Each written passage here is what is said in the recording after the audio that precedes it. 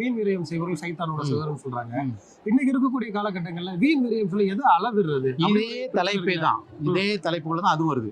அதாவது வீண் விரயமும் நீங்க குரான் எடுத்து படிச்சீங்கன்னா கொடுக்கிற சம்பந்தமா வரும். அப்படின்னா என்ன அர்த்தம்? இப்போ நீங்க வந்து வறுமை இருக்கு, கொடுக்க போகும்போது வறுமை எண்ணம் வந்துருச்சு.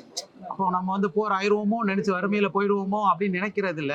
ஆனா வீண் விரயம் செய்யும்போது அந்த எண்ணம் வராது. ஒரு திருமணத்துல வீண் விரயம் பண்றாங்க, கோடிக்கணக்கில் போய் செலிப்ரேட் பண்ணாங்க அப்படின்னா அப்போ அவங்க யாருக்கும் அந்த எண்ணம் வரல. பாத்தீங்களா என்னது? நீ வந்து பிச்சைக்காரன் ஆயிடுவாங்க. ஆனா உண்மையில என்ன நடக்குன்னா அங்கதான் பிச்சைக்காரன் ஆறான், வட்டிக்கு வாங்குறான், அவன் மறுபடியும் வந்து அதுக்குள்ளே மாட்டிக்கிறான், அதுல சூசைட் வரைக்கும் போகுது இல்லைங்களா? அப்போ எங்க வந்து வரணுமோ அங்க வராம தடுக்கிறது.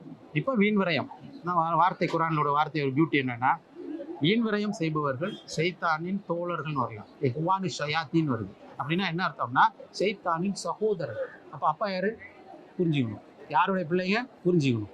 அப்போ வந்து இது ஆபத்தான ஒரு வெயிட்டான ஒரு வார்த்தை இறைவன் பயன்படுத்துறான். கொஞ்சம் எச்சரிக்கையா இருக்கும். வீண் விரயம் என்பது நேரத்தில், வீண் விரயம் என்பது பணத்தில், வீண் விரயம் எல்லாத்தையுமே வீண் விரயம் பண்ணிட்டு தான் இருக்கிறோம்.